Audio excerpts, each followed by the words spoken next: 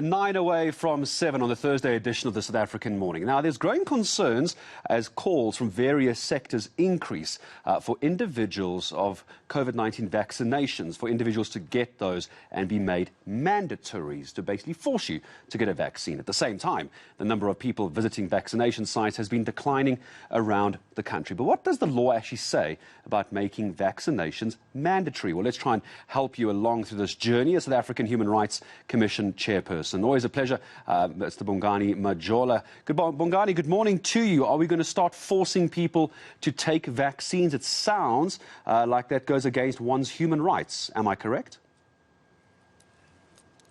Well, Gareth, thank you very much, and thanks for this opportunity to speak with you and the listeners. This is a big question. It's a big challenge. You will note that many other countries in the world are actually also dealing with the same question, whether it's a violation of human rights. Allow me to say that for us in South Africa, I think it's not a bad question because it highlights the importance of human rights. It makes people aware that they've got rights which they have to defend. But also it highlights the fact that with rights there are responsibilities. In other words, in exercising my right, I must also have the responsibility not to violate your rights. I think that this debate is actually demonstrative of the need for us to balance rights. Coming to your question, there is a complication with regard to this question because we are speculating. We're talking about a theoretical situation where people are saying there may be a violation of rights. And usually a violation comes in the form of a policy or a practice that is capable of being defined in some more or less precise terms. Right now, we do not know what the policy will provide.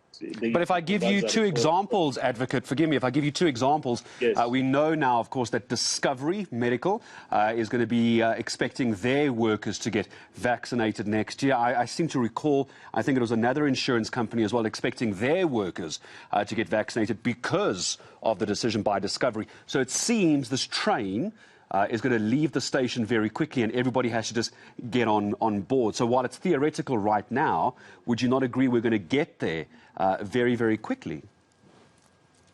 No, you're absolutely right. We are a country that is governed by a supreme constitution, and that constitution says every right can be limited. So in a way, they are limiting people's rights, or they are trying or intending to limit people's rights. On the other hand, the Constitution says clearly how you limit people's rights. You can't simply just wake up one morning and say everybody must be vaccinated. There must be a law of general application which is reasonable and justifiable in a democratic society that permits you to limit people's rights, the right to the integrity of a person's body, the right to life. All those rights are very important simply to be taken away by the stroke of a pen.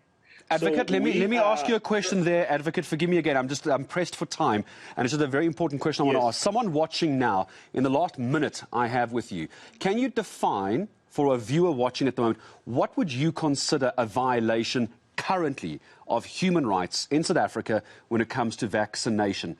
Give me an example, a working example, if you can, before someone starts sending emails to the HRC. Yes, I would consider it a violation when I haven't vaccinated and the hospital or the school says to me, no, you can't come to the school because you're not vaccinated, or you can't get into the hospital because you're not vaccinated.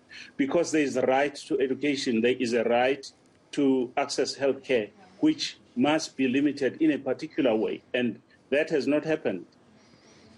Well, I appreciate your time in clarifying for this, clarifying that for us. It's going to be a discussion I'm sure you and I are going to have many, many times in the months to come. Joining us from the Human Rights Commission is the Chairperson, Advocate Bongani Majola, joining us here on the South African Morning.